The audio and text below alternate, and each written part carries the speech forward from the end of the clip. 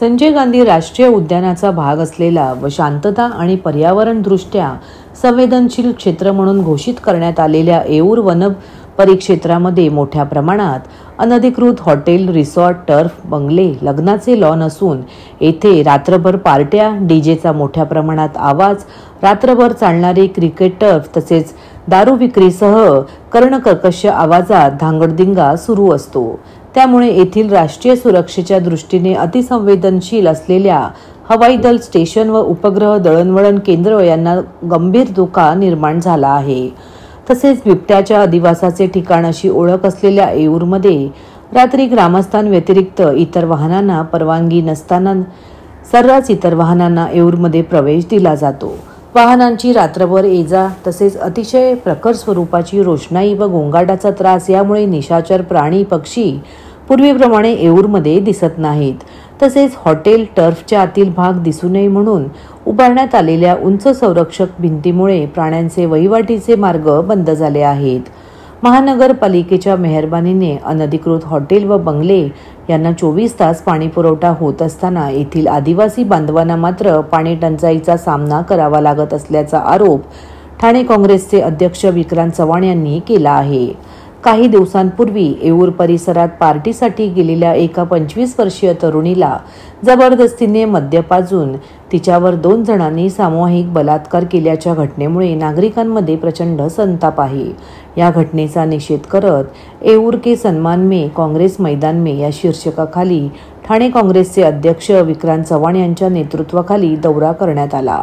यावेळी येऊरमध्ये असलेली अनधिकृत हॉटेल, रिसॉर्ट, टर्फ, बंगले, लग्नाचे हॉल, लॉजिंग दाखवत यांच्यावर कारवाई करून जमीनदोस्त करण्याची मागणी ठाणे काँग्रेसचे अध्यक्ष विक्रांत चव्हाण यांनी केली आहे।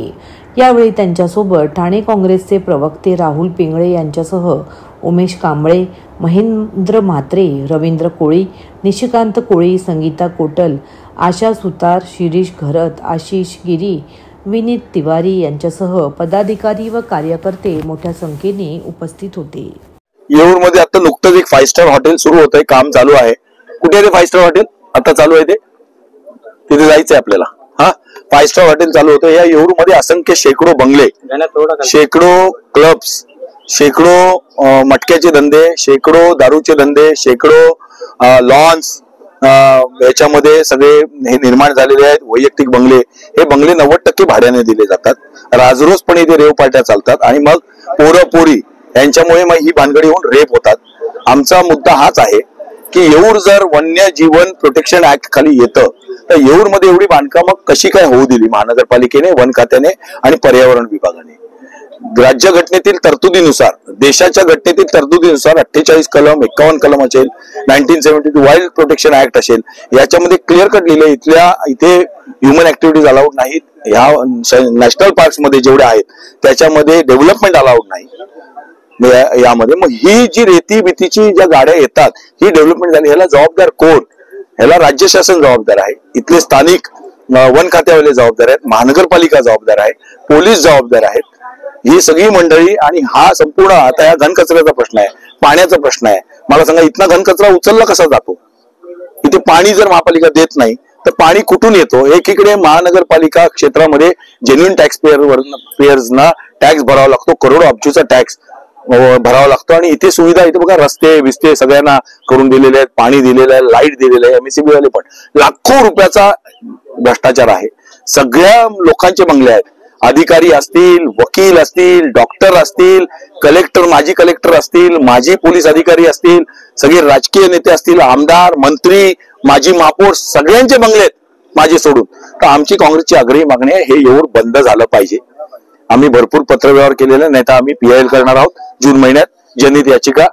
पोलीस कमिशनर पार्टी, वन खात्याचे मिनिस्टर पार्टी, पर्यावरण एन्व्हायरमेंट मिनिस्ट्री पार्टी, महापालिका पार्टी, या सगळ्यांना आम्ही पार्टी करून हे सगळे बंगले अधिकृत असतील किंवा अनधिकृत इथे एंट्रीज बंद करा, ते बंगले तसे सोडून जाऊ दे। आणि या सगळ्या जमिनी आणि सगळे बंगले, ही सगळी बांधकामं सरकार जमा करा, ही आमची प्रमुख मागणी आहे। सरकारला जमा करून टाका ही बंगली। महाराष्ट्रातील भगिनींना आधार देणारी राज्य शासनाची मुख्यमंत्री माझी लाडकी बहीण योजना। या योजनेअंतर्गत अल्प उत्पन्न गटातील 21 ते 65 वयोगटाच्या भगिनींना मिळणार दरमहा 1500 रुपयाची मदत। अर्ज करण्यासाठी 31 ऑगस्ट 2024 पर्यंत मुदतवाढ। कुटुंबाचं वार्षिक उत्पन्न 2.5 लाख रुपयांपेक्षा कमी असलेल्या महिला पात्र। कुटुंबाकडे पिवळं किंवा केशरी रेशन कार्ड असल्यास उत्पन्नाचा दाखला आवश्यक नाही। पांढरं रेशन कार्ड असेल किंवा रेशन कार्ड नसेल तर कुटुंबाचं वार्षिक उत्पन्न 2.5 लाखांपेक्षा कमी असल्याचा दाखला आवश्यक। योजनेसाठीचा ऑनलाईन अर्ज नारी शक्ती दूत ऍप वरून किंवा पोर्टलवर भरता येईल। ज्या भगिनींना ऑनलाईन अर्ज भरता येत नसेल त्यांच्यासाठी अंगणवाडी, ग्रामपंचायत, वॉर्ड ऑफिस, सेतू सुविधा केंद्रामध्ये किंवा आशाताई बचत गटाच्या CRP यांची मदत उपलब्ध। आता आपल्याला अभिमानाने म्हणता येईल, सुखी आणि सुरक्षित आहे माझी लाडकी बहीण। देशाच्या सीमांवरील तणावपूर्ण वातावरणाच्या पार्श्वभूमीवर वीर जवानांच्या सन्मानार्थ आणि राष्ट्रीय एकतेचा जागर सुरू ठेवण्यासाठी काल भारतीय जनता पक्षाच्या वतीने ठाण्यात तिरंगा पदयात्रा मोठ्या उत्साहात पार पडली।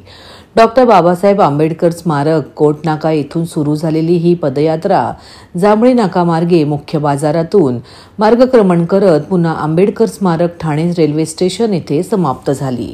या पदयात्रेत ठाणेकरांनी मोठ्या संख्येने सहभाग नोंदवत भारत माता की जय, वंदे मातरम आणि जय जवान जय हिंद अशा घोषणा देत देशभक्तीचा उत्साह उंचावला।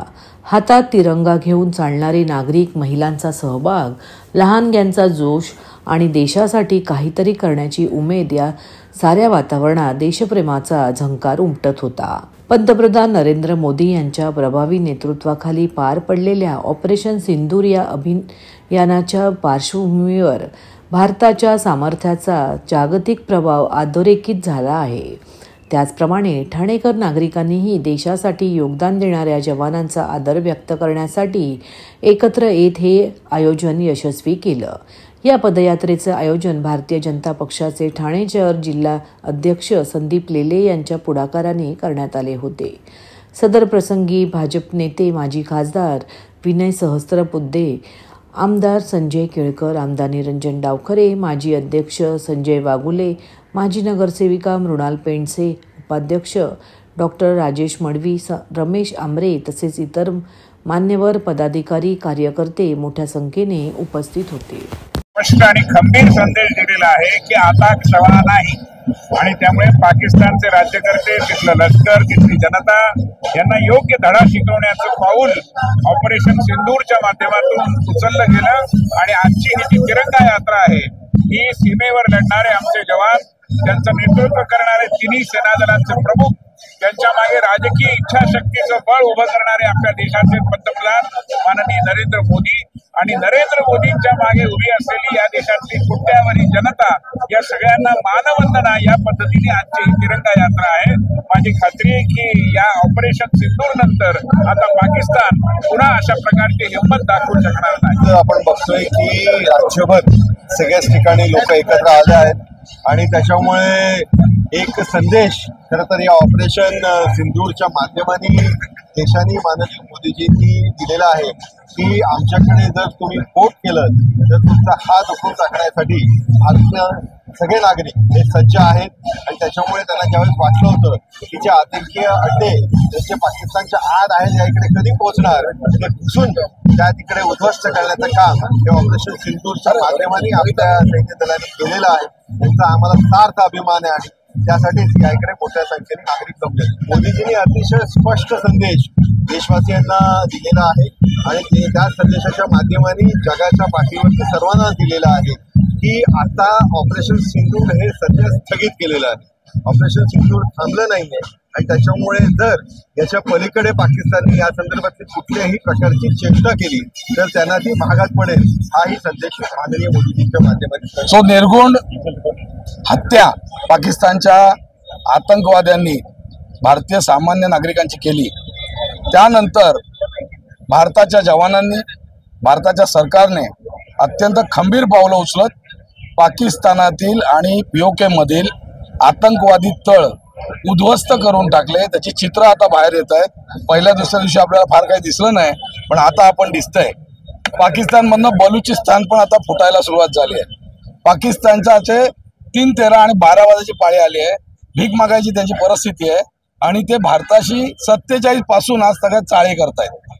आता भारतीय नागरिकांनी एकजूट दाखवली पाहिजे। सरकारने जे पाऊल उचललं, सैनिकांनी जे शौर्य दाखवलं, त्याला मानवंदना देण्यासाठी ठाणेकर नागरिकांतर्फे नागरिकांच्या बॅनर खाली, कुठलाही राजकीय पक्ष इथे नाही, आता आम्ही कार्यकर्ते आहोत, आम्ही येणार, आम्ही पुढाकार घेतलेला आहे, परंतु राजकीय पक्षाच्या बॅनर खाली न घेता ठाणेकरांची तिरंगा पदयात्रा अशी संकल्पना ही आहे। आणि याच्या अंतर्गत आपण बघत असतात हजारो नागरिक आज आलेले आहेत, 5 ते 6 हजार नागरिक येण्याची अपेक्षा आहे आणि उत्स्फूर्त लोकांनी प्रतिसाद दिलेला आहे।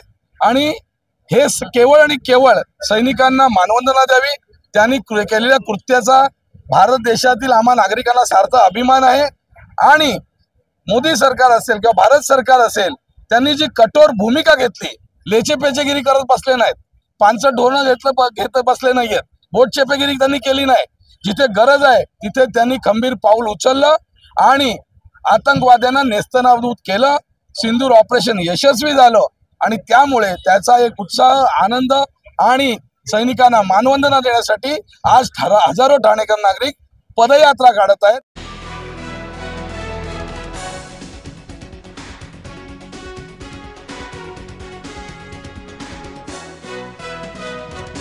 पंधरा मे रोजी शिवशंभो फाउंडेशन व शिवसेना यांच्या संयुक्त विद्यमाने उन्हाळी सुट्टीनिमित्त चित्रकला व निबंध स्पर्धेचे आयोजन करण्यात आले होते।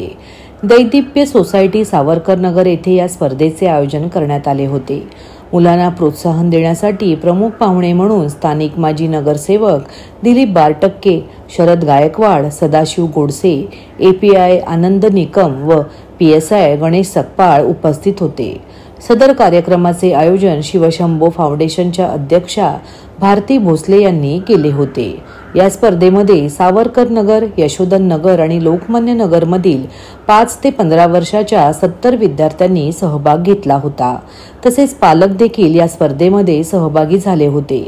या स्पर्धेमध्ये प्रथम पुरस्कार शुभ्रा सागर कांबळे हिने पटकावला, तर लहान गटात प्रथम पुरस्काराचा मानकरी ठरला तेज प्रवीण सवणे।